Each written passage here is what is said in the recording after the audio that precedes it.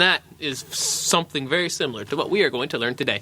My name is Zach, and thank you for watching this video. Thank you for watching my channel. Welcome to Zack Wing Music. This is the 12th episode of Jazz for the Rest of Us, where we're taking jazz concepts and applying them to non-jazz music. Today, we are continuing with our theme of chord-scale relationships. In the last video, we learned about the Lydian dominant mode, that concept that you can use to solo on top of extended dominant chords. Today, we are going to learn about the altered scale. It is typically referred to as the altered scale. So let's dive right in. If you haven't watched my video on extended chords and altered chords, you should probably do that because you need to know what I'm talking about. But we know that in an altered chord, you're going to have the root note, and you're also going to have the third. The major third. Those are necessary. You need those. And the minor seventh, the dominant seventh. So you have the 1, the 3, and the 7th. Those are completely necessary. So in whatever scale we're playing, we need at least the 1, the major third, and the minor 7th. So let's say that we are playing on top of an E sharp 9. So here is an E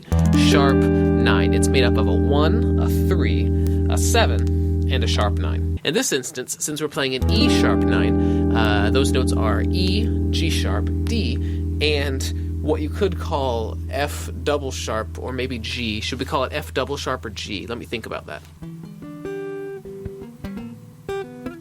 We're going to call it F double sharp.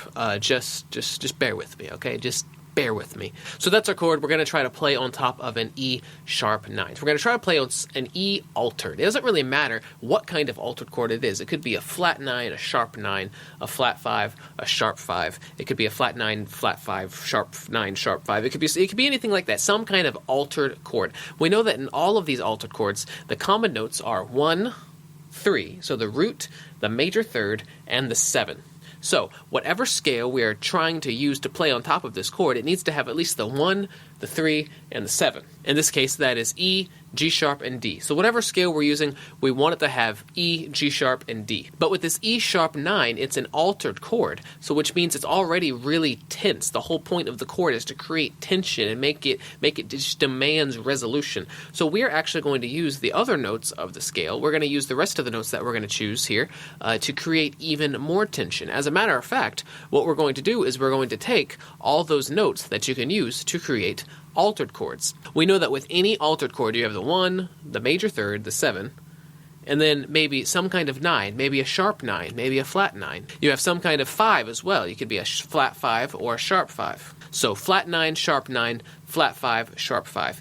If we take the 1, the 3, and the 7, and then throw in a flat 9, sharp 9, flat 5, sharp 5, we get a really cool scale. All those notes that cause the tension, that make you want resolution, you could even call it dissonance, all those are right there. We've got them all. So what would those notes be for an E altered chord? Well, obviously the 1 would be E. That's simple.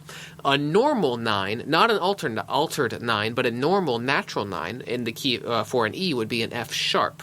So that means a flat 9 would be an F, and a sharp 9 would be an F double sharp. You could think about it as a G, but let's think about it as an F double sharp to keep it distinct from the G sharp above. So we have E, F, F double sharp, also known as G. Then the 3 is obviously going to be G sharp. We know that. And a normal natural 5, we're not going to use it, but just to help you out, a natural 5 for an E, that would be a B.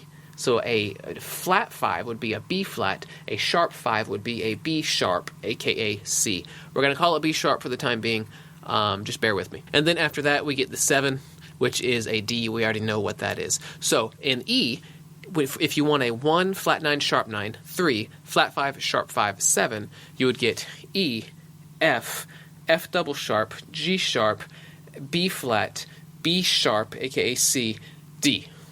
Those are the notes that we're going to use on top of an E altered scale, and on top of an E altered chord to create all that cool tension and make it sound freaking awesome. So how can we remember those particular notes? Well, if you were to just guess what I'm going to say right now, based on the last 2 videos, you would probably say that we're going to use some melodic minor scale, and you would be completely right. If you look at an F melodic minor scale, the notes of an F melodic minor scale are the exact same notes as all those notes that we just said would work on top of our E altered chord. An F major scale would be F, G, A, B flat, C, D, E, F. But we're going to flatten that third to make it a melodic minor scale, so we have F, G, A flat, B flat, C, D, E, F. At first glance, you might say, Zach, those aren't the same notes, but they actually are the same notes. As we all know, notes have multiple names. For example, D sharp can also be called E flat. D can also be called C double sharp, things like that. So if we were to think about all of the notes of the F melodic minor scale as they relate to an E altered chord, you start on F.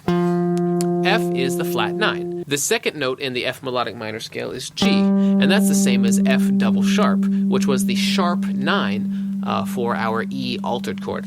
The next note is going to be A flat, which is the same note as G sharp, which is the 3 of our E altered chord. The next note in the F melodic minor scale is going to be B flat. That's the same, that's the flat 5 of the E for an E altered chord. The next note is a C, and the C is the same as B sharp, which would make the C the same as the sharp 5 of the for the E altered chord. The next note is a D. In reference to an E altered chord, that would be a 7. The next note is an E. In reference to an E altered chord, that would obviously be the 1, and then we get back to F where we started. So our notes were F, G, A flat, B flat, C, D, E, F. And if we were to refer to those notes individually as they relate to the E altered chord, starting on F and going up the F melodic minor scale, we would have flat 9, sharp 9, 3, flat 5, sharp 5, 7, 1, flat 9. So when you play an F melodic minor scale on top of an E altered chord, it sounds really cool. And obviously the relationship between E and F is really simple. You just go up half a step. So wherever you see an altered chord, you can go up half a step from the root of that altered chord and use the melodic minor scale that starts on that note. Use those notes to solo on top of that altered chord, and you'll get some pretty cool stuff. So in the intro to this video, I was playing a C sharp minor chord for, I think, 2 measures, I don't really remember, and then a G sharp altered chord. This particular altered chord is a G sharp 5, so I have a 1, a 7, a 3, and a sharp 5. So on that C sharp minor chord, I'm going to play C sharp minor notes. Really big shocker there. Some people would argue that Dorian sounds better. I really disagree when it's the 1. I don't think it sounds good when it's the 1.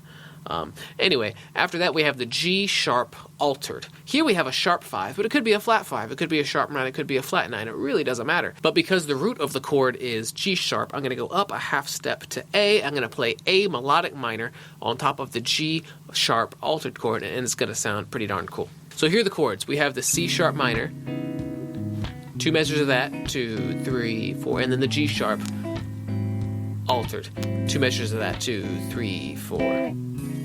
So I'm going to solo over this to give you guys a bit of an example, and the chords and scales and stuff will be on the screen. Let's go.